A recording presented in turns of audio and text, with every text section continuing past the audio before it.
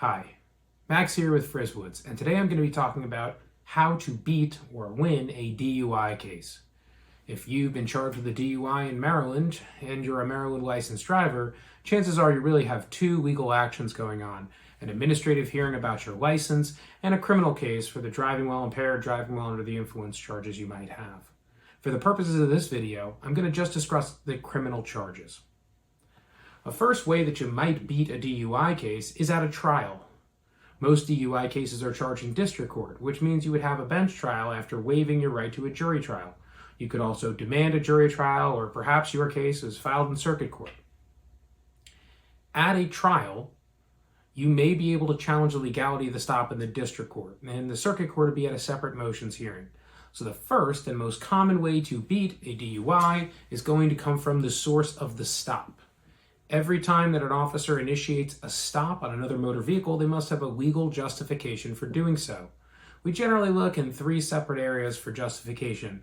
The most common is a moving violation. Moving violations these days are captured mostly by cruiser cameras, so your attorney may be able to look at the camera and perhaps challenge the basis for the stop. The officer said you swerved, you only touched a line one time, it's a row stop. You get the general idea. The second and other most common reason for roadside stops are equipment issues. So say, for example, the officer stopped you because you had an inoperable tag light.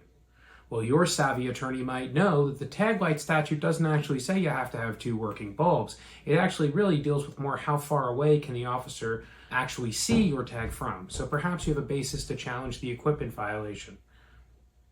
The third reason might be related to reasonable articulable suspicion as to a crime. There's a be on the lookout for a red Honda involved in an armed robbery earlier in the area.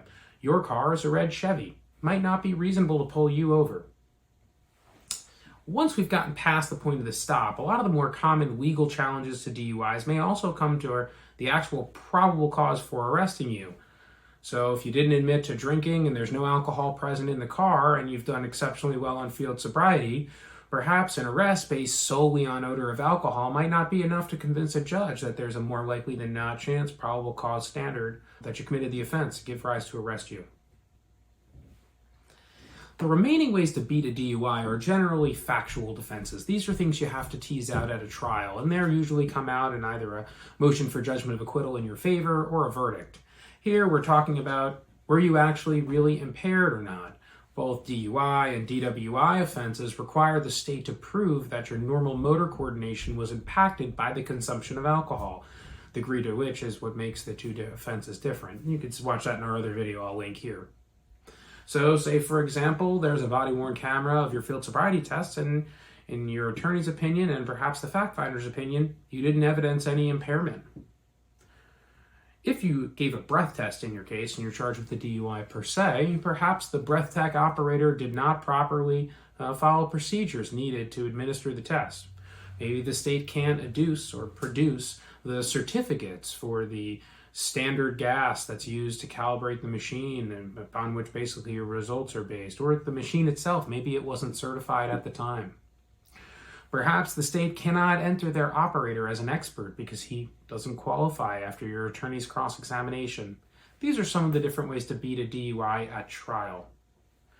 Now, a lot of people believe they've beat their DUI after receiving a probation before judgment. And for some people, that's beating the case.